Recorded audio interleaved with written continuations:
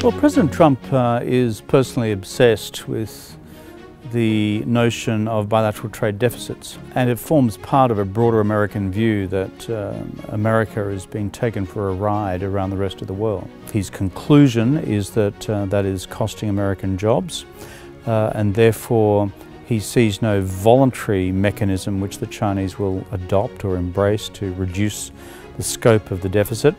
And as a result, he's taking these measures to force the Chinese to respond. Whether that will succeed or not, I have no idea. For the Chinese, I think domestic politics comes into play. If you are going to adopt punitive trade measures by the US administration against the Chinese, then it's very difficult for the Chinese administration simply to sit back there and say, we're not going to do anything about that, thank you very much. So the Chinese are retaliating, and so the real danger with both is that it in fact ends up escalating and escalating and escalating. Trade wars are very easy to start and very hard to stop. And there's a reason for that is that political face enters into it. And this becomes a matter in domestic politics, not just international politics.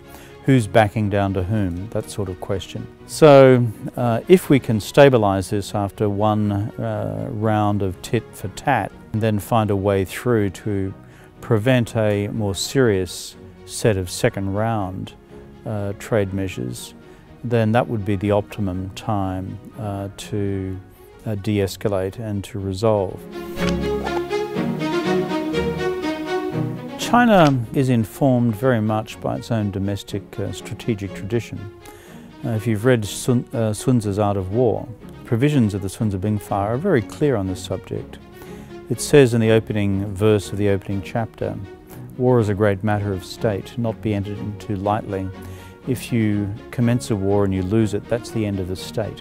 So I do not see that a war or conflict will be willingly entered into by the Chinese.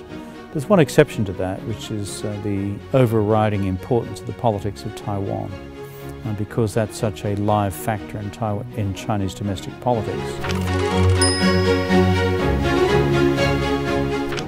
I don't think it's all that big a following. There are many people who have Weibo followings much more extensive than mine.